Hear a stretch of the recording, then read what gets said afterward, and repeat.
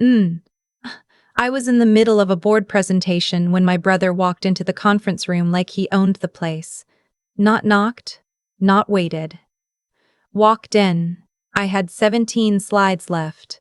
3 investors sitting across from me, and my brother, the same man who told me 2 years ago that I was wasting everyone's time playing entrepreneur, was standing in the doorway in a suit that still had the department store crease in the sleeves. I kept talking. My voice didn't shake. I'd learned a long time ago not to let him see that. But inside, I already knew exactly why he was there, and I knew something he didn't. I'd been ready for this moment for 8 months. Let me back up, because none of this makes sense without the beginning. I grew up the middle child in a family that had a very clear hierarchy. My older brother, I'll call him what he always called himself, the heir, was the one my parents built their entire identity around. Every dinner table conversation circled back to him. His grades, his potential, his future. My parents talked about him the way people talk about a racehorse they've bet everything on. I was the background noise. Not neglected in any dramatic way. Fed, clothed, loved in the performative sense. But when my parents looked at the dinner table, they saw him first. Then my younger sister. Then, if they turned their heads far enough, me. I stopped expecting to be seen around age 12. I started building instead. I taught myself to code from library books, actual physical books, because we didn't have reliable internet in our house until I was in high school. I built small apps, broke them, rebuilt them. When I was 16, I sold a browser plugin to a guy online for $400, and I cried in my bedroom because I'd made something real out of nothing, and no one in my family noticed. My parents paid for my brother's college, business school, his apartment in the city, his first 2 years. When it was my turn, my father sat me down and explained, with genuine sadness, that I almost believed that they'd stretched too far with my brother's education, and there simply wasn't enough left. I should look into community college, or a trade. I got a full scholarship to an engineering program 3 states away. My brother called it a school nobody's heard of. I graduated top of my class, took a job at a biotech firm, worked 80-hour weeks, saved money with the discipline of someone who'd grown up knowing the floor could drop out at any moment. At 28, I had enough to start something of my own. I built a platform that connected independent pharmacies with local prescription suppliers, cutting out the middleman, reducing costs for small pharmacy owners who were getting squeezed out by the big chains. It wasn't glamorous. It wasn't an app that went viral, but it solved a real problem. It made real money, and 2 years in, it was growing faster than I could manage alone. That was when my family remembered I existed. My mother called first. She'd heard through some relative that my company was doing well. She was warm in that particular way she got when she wanted something, all soft voice and "we miss you" and "you should come home for Christmas." I went. I thought maybe things were different. I thought maybe she was just calling because she missed me. She wasn't. Halfway through Christmas dinner, my father cleared his throat and said my brother had been exploring some business opportunities and thought there might be synergies. He actually used that word, synergies, like he'd looked it up, between what my brother was doing and what I'd built. I asked what my brother was doing. A long pause. My brother smiled, the smile he'd been smiling at me since we were kids, the one that said he knew something I didn't and was enjoying it. "I've been getting into the pharmaceutical distribution space," he said. He had no background in pharmaceuticals, no background in distribution, no tech experience. What he had was 3 years running the social media accounts for a car dealership and a business degree from a school my parents had spent $200,000 on, during which he'd passed the minimum number of courses required to graduate. I asked him what specifically he'd built. "I've been doing research," he said, "positioning, strategy." There was nothing. He had a LinkedIn profile and a business card.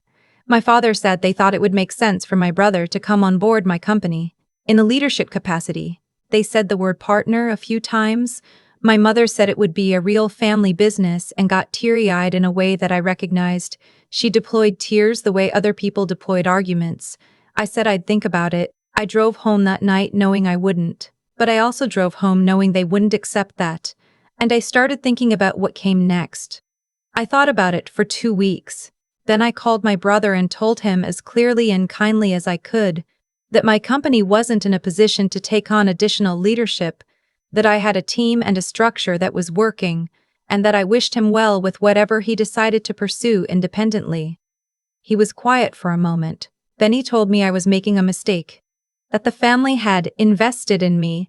I didn't ask how, since they'd contributed nothing financially, and that I owed them a return on that investment. He used the word owed.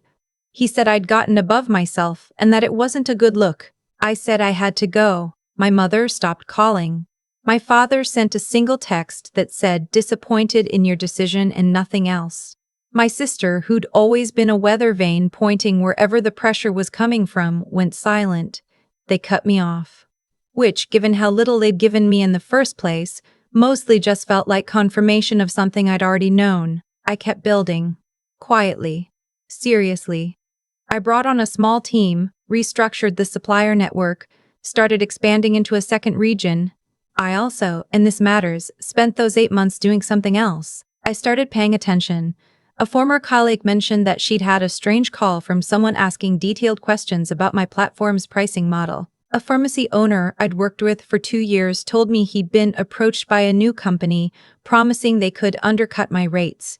When I looked into it, the company had been incorporated 4 months after my Christmas dinner conversation.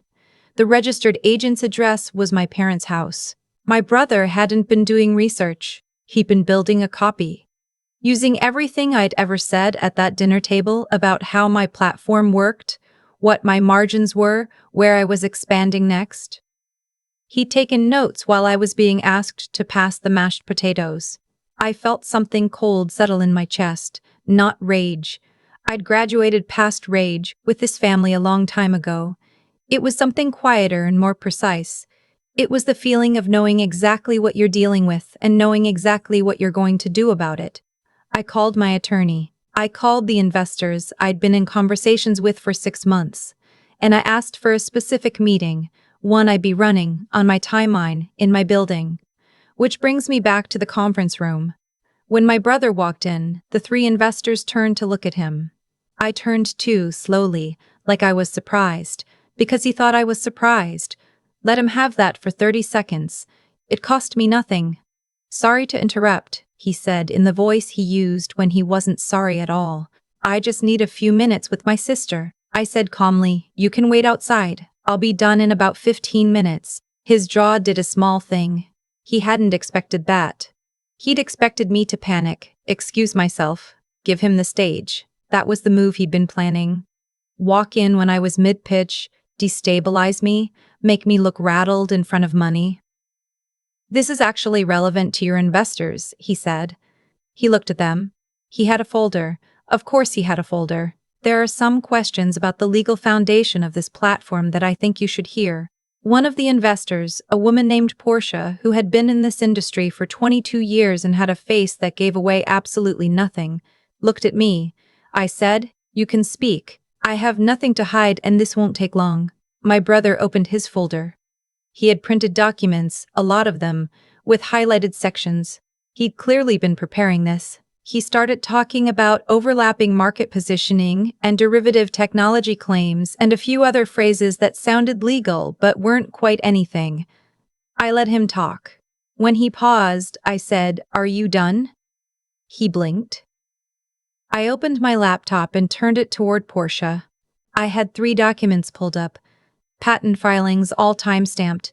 The core architecture of my platform had been filed 14 months ago, before my brother had incorporated his company by 10 months.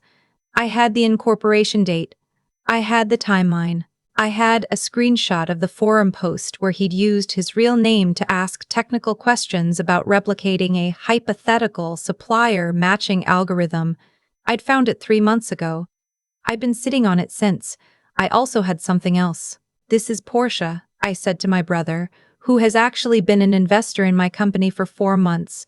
This is an internal meeting. You've just walked into a room full of people who have already done their due diligence. Portia nodded once, looking at my brother the way you look at something that has wandered in from outside and doesn't understand where it is.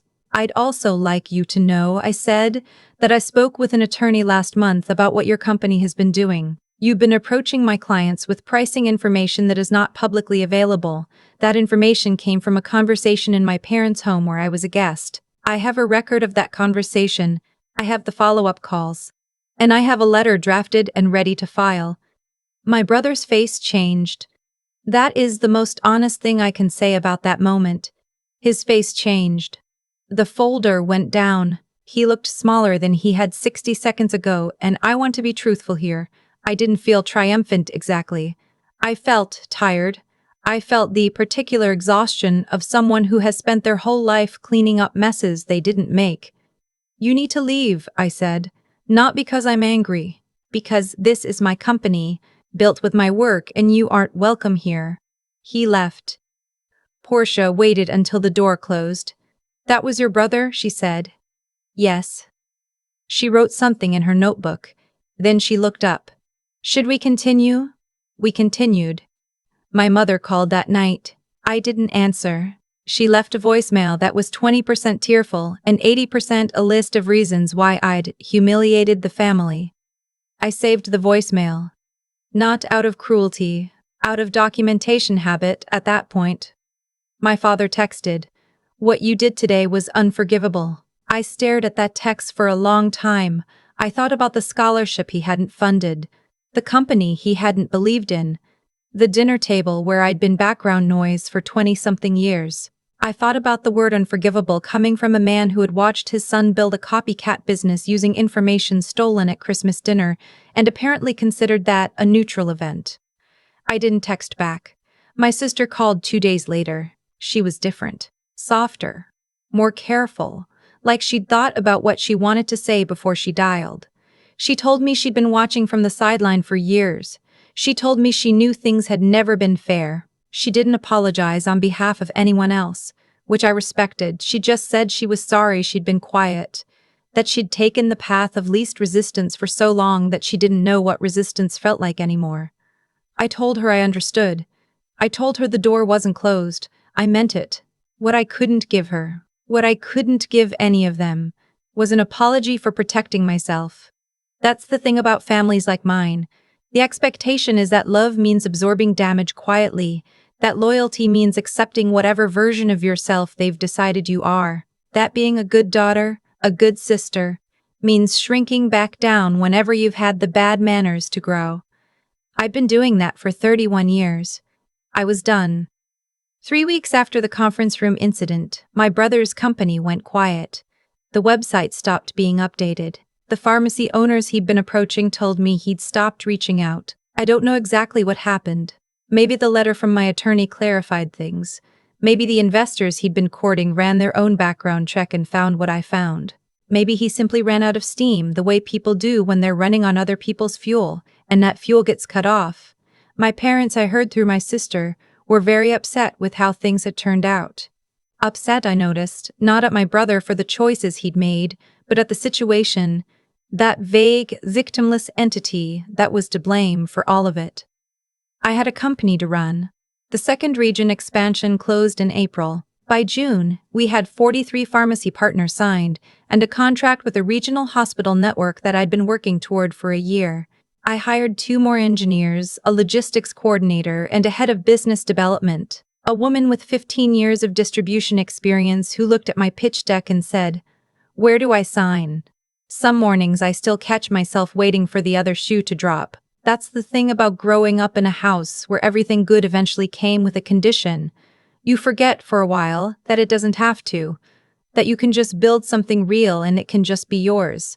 No Christmas dinner negotiations. No brother in the doorway. No mother's tears deployed like a negotiating tactic. Just the work. And the results of the work. And the particular quiet satisfaction of having done something no one handed you. My father has not reached out. My brother has not reached out.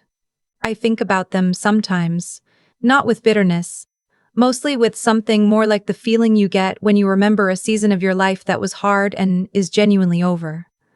My sister and I have dinner once a month now. She started a ceramics class. She seems lighter. I don't know what it cost her to make that call, but I'm glad she did. And Portia, if you're reading this, thank you for not asking me to explain myself that day. You just kept going. That meant more than you know. The rest of you, build the thing they told you was too small. File the patent before you tell anyone. Save the voicemails. And if someone walks into your conference room uninvited, let them talk. Then open your laptop. I've thought a lot about what my brother actually believed walking into that room. I don't think he thought he was going to lose. That's the thing that stays with me. Not the anger, not the folder full of printed documents, not even the look on his face when Portia said what she said. It's the certainty he walked in with. He genuinely believed it was going to work, and I think that certainty came from years of it working. Not on me, specifically, but on the world around him. He'd watched our parents move obstacles out of his way his entire life. He'd watched effort get optional when someone else was always willing to carry the weight. You learn something from that, even if you never put it into words.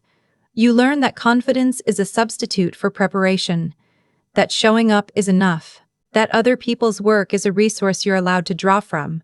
What he didn't account for was that I'd learned something too. I learned it the hard way, the slow way, the way that doesn't feel like learning at all while it's happening. I learned it in the library at 15 with a book about coding I'd checked out 3 times because I couldn't afford to buy it. I learned it in a scholarship office filling out forms by myself while my parents drove my brother to campus tours.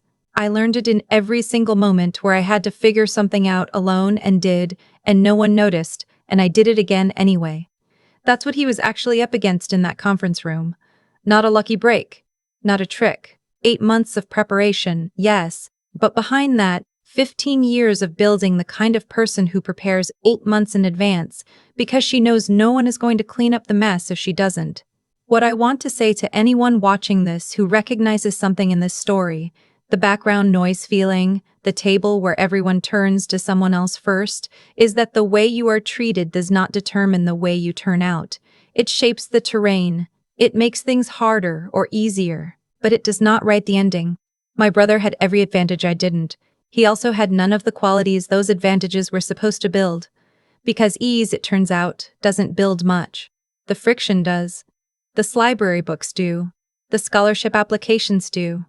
The years of being underestimated do. Not because suffering is noble, but because having to figure things out yourself means you actually know how things work. And knowing how things work is not something anyone can walk into a room and take from you. Portia didn't need me to explain myself that day because the work had already spoken. The patents were filed. The contracts were signed. The foundation was real, and real things don't collapse when someone shows up with a folder and a bluff. My sister called me a few weeks after everything settled. She said she was tired of taking the path of least resistance. I told her I understood, because I did.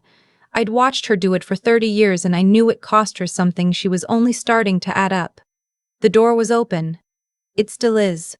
As for my brother and my parents, I don't carry bitterness about it anymore. What I carry instead is clarity about what I built. About how I built it, about the fact that it's mine. Not because I was lucky, not because someone handed it to me, but because I showed up when no one was watching and did the work anyway. That's the only version of success that no one can dispute. Not in a conference room, not in a courtroom, not at a Christmas dinner table. Build it quietly, document everything, and when they come, and some of them will come, just open your laptop,